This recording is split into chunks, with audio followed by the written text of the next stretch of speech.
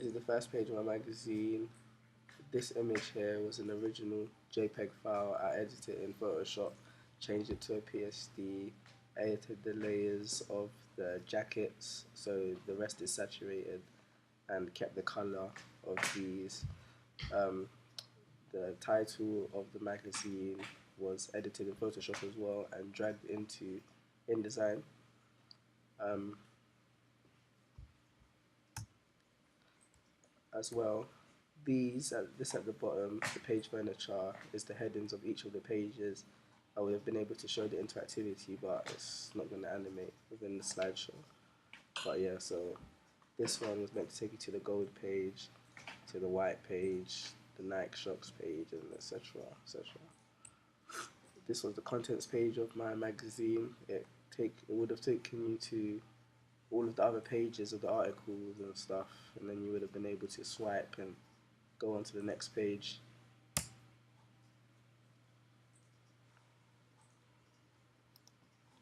This is my second page. This is an ad of a brand called Gold Dreams.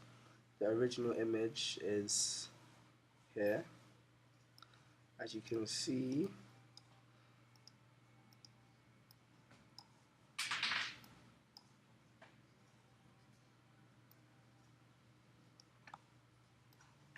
As you can see, I had to change the brightness, the contrast, change the heighten the saturation so it was black and white, relayered the chain so that it wasn't edited, and now it's gold.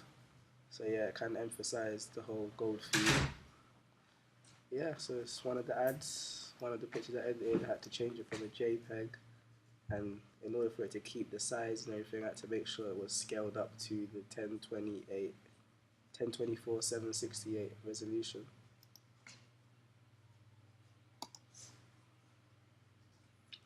This was my third article for the gold page.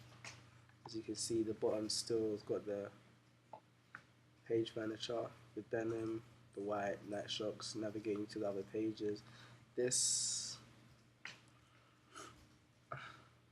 This was meant to be a scrollable frame, so once highlighted or touched, the writing moved.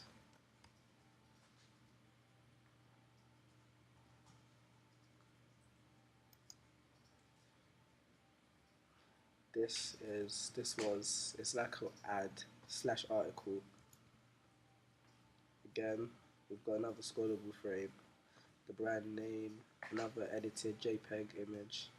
The original image is this one.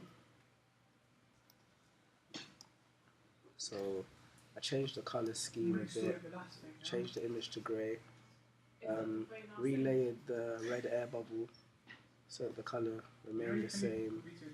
Yeah, so it kind of changed the theme of it.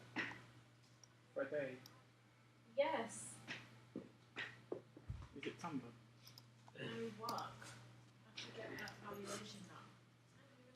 This was my fifth article.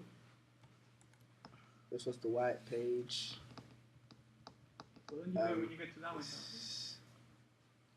It's still got the page furniture which navigates you to other pages. These are scrollable frames. The image was edited in Photoshop again and then dragged into InDesign.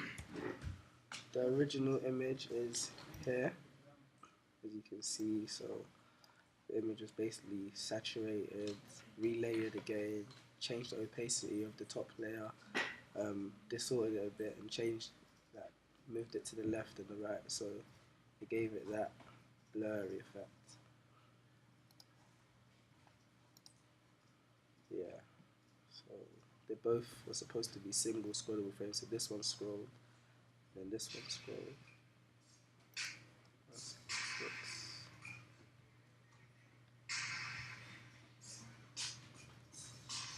This was my last article, was the denim one, as again, I actually,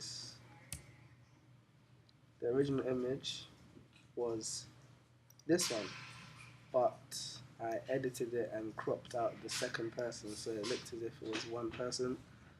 Yeah, so I changed the saturation again, relayered the denim jacket, and made it look as if that it's the only thing that kept the colour.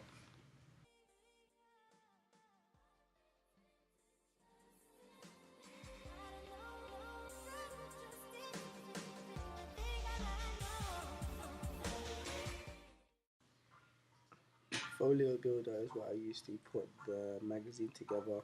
It basically organized the vertical and horizontal pages.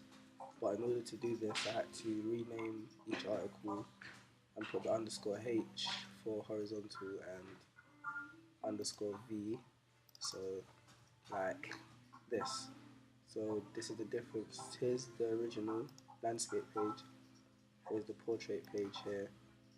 There's not much difference, it's just the orientation of the pages.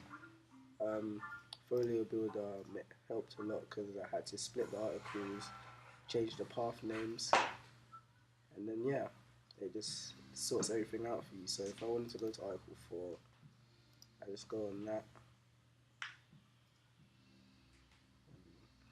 and then I can either go to the landscape layout or the portrait version.